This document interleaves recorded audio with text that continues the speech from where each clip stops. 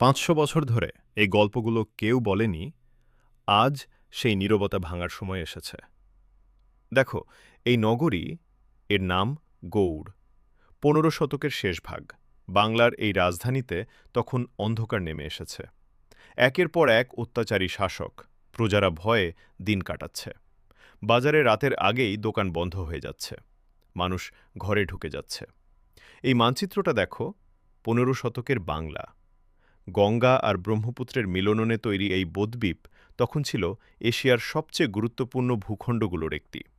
কিন্তু কে ছিলেন এই ভূখণ্ডের ত্রাণকর্তা? সেই গল্প শুরু হয় অনেক দূরে, আরবের মরুভূমিতে।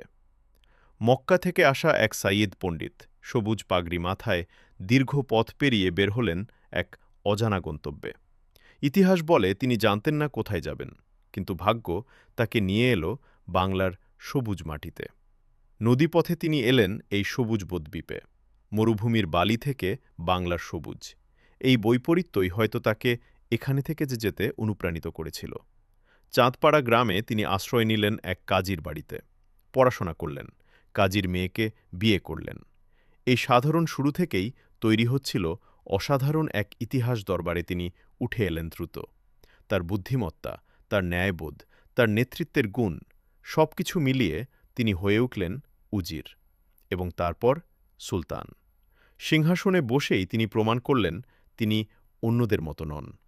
তার সেনারা গৌড় শহরে লুটপাট শুরু করেছিল। সুলতান আদেশ দিলেন থামতে।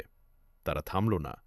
পরের দিন সকালে ১২,০০০ সৈন্য তার সামনে হাঁটু গেড়ে বসে আছে এবং প্রত্যেকের বিচার হল। এটাই ছিল আলাউদ্দিন হোসেন শাহের বার্তা। এই বাংলায় অন্যায়ের কোনো স্থান নেই। সব লুট করা সম্পদ ফিরিয়ে দেওয়া হলো প্রজাদের।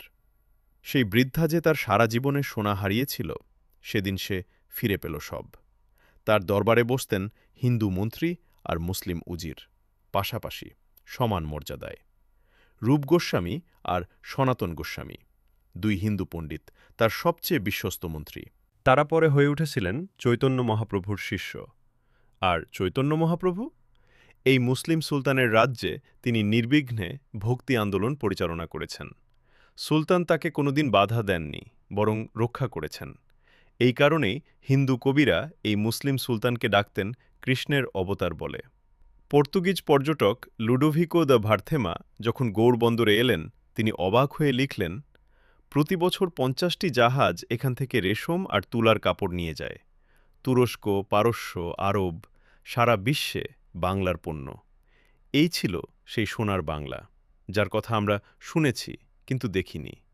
সুখী কৃষক, ভরা শস্যক্ষেত, হাসিমাখা শিশু, এই ছিল হোসেন শাহের বাংলার প্রতিদিনের ছবি।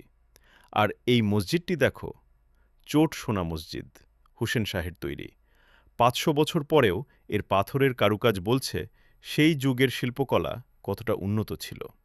১৫১৯ সাল, হোসেন শাহ বৃদ্ধ হয়েছেন। রাজকীয় পোশাক ছেড়ে সাদা কাপড়ে বসে আছেন বাগানে।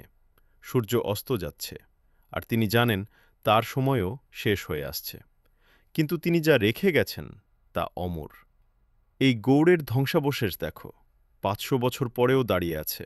ইটের ফাঁকে ঘাস জন্মেছে, গাছ উঠেছে, কিন্তু এই পাথরগুলো বলছে একসময় এখানে ছিল এক মহান সভ্যতা।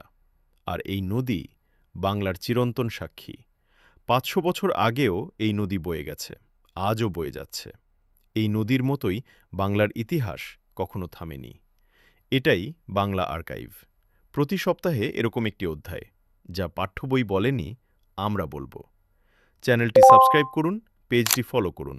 বাংলা আর্কাইভ, ইতিহাসের গভীরে, সত্যের সন্ধানে।